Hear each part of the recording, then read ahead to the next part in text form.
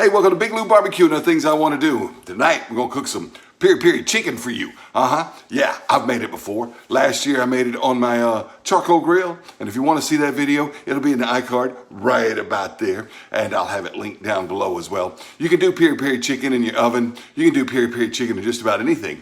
We're going to do it in the Char-Broil Big Easy Oilless turkey fryer. I know, oilless turkey fryer is an oxymoron. Some sort of Orwellian newspeak. But you know what? Does a good job of crisping the skin with the true infrared heat that Char-Broil says it does. And so it does chicken quarters well too. And I've done chicken quarters in it before with mojo and stuff. And tonight I'm gonna do Peri Peri. All right, now, what is Peri Peri? Peri Peri is a pepper. They grow in Africa.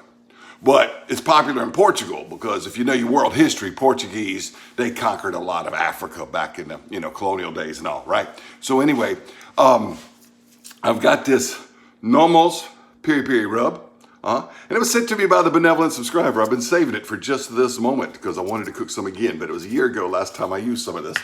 But I have used a lot of the sauce. He sent me 4 bottles of the sauce, and this is bottle number 4, about to start, bottle number 4. I've been saving it till I can get a chance to cook some more Peri Peri chicken. So anyway, this morning I marinated the chicken. Let me show you how I did that. And then once I show you how I marinated, we'll come back. I'm gonna show you how I'm gonna prep it with this rub on there, put it in the basket, drop it in the turkey fryer, and I'm expecting about 45 minutes. Wanna take it up to about 180 internal. When it's there, we're gonna paint it with the sauce, let it stay on there another few minutes, take it up to about 185, 190, because I don't mind dark meat chicken getting a little overcooked, I really don't. All right, so that's how we're gonna do this. Thank you for watching Big Lou Barbecue. Okay, this chicken marinade is not necessarily required for the Peri Peri chicken. Really all you need is a Peri Peri rub and a Peri Peri sauce, all right?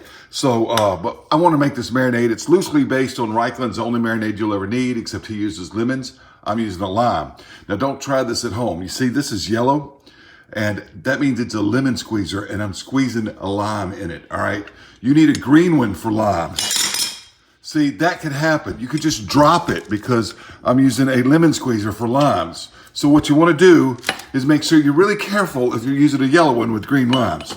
You want to get you a green one for green limes and a yellow one for yellow lemons.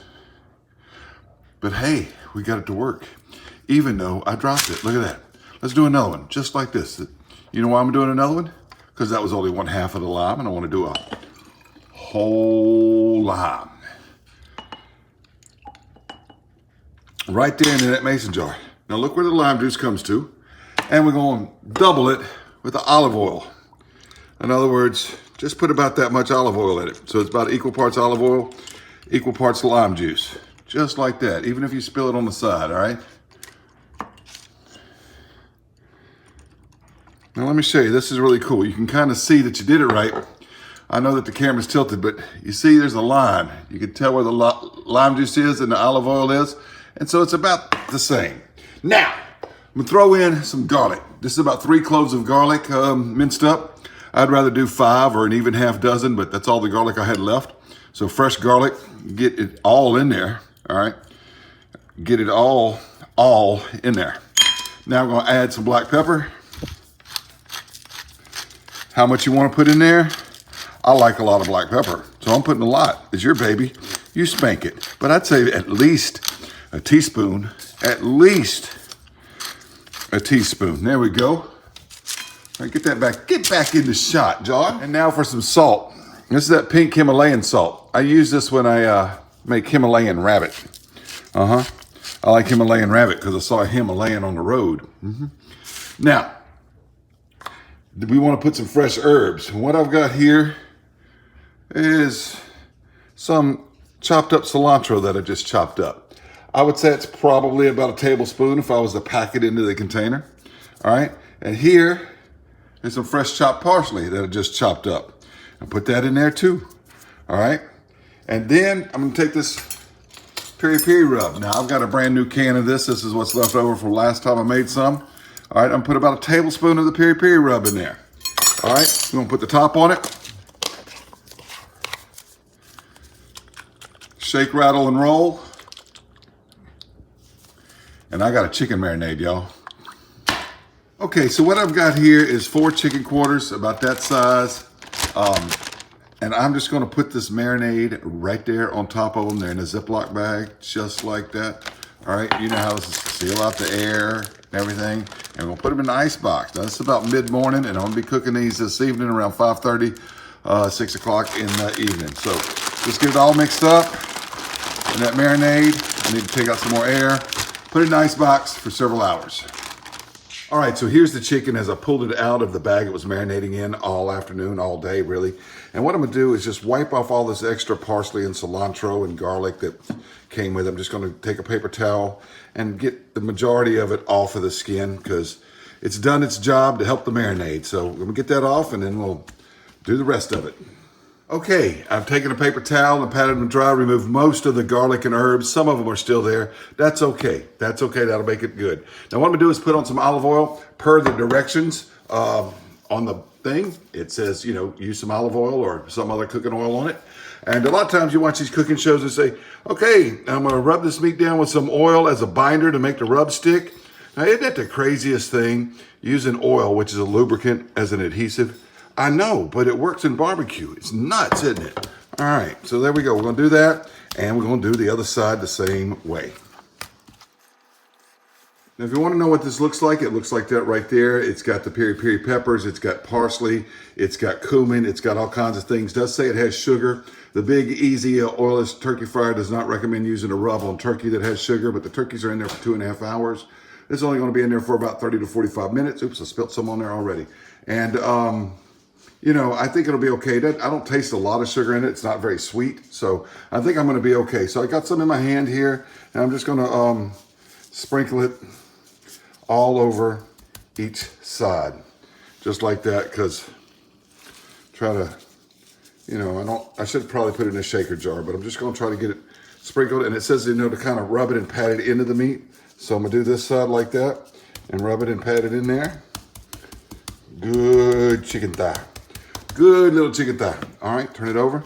Do the skin side. Now, I might be tempted to do this without the chicken skin, you know, but I think in this oilless turkey fry, it's gonna make the skin really, really crispy. So I'm really looking forward to doing it that way. Yeah, I probably should have put it in a shaker jar or something, but anyway, this works. Just do it with my hands, you know. It does kind of clump out of that jar, so I don't want to do it too much. I already got some clumped right there, but I'm gonna get it all even and get it all over this chicken. Let's do that thigh right there. Okay, these aren't the biggest chicken quarters in the world. They're probably roaster size. They're certainly not fryer size, but they're not huge.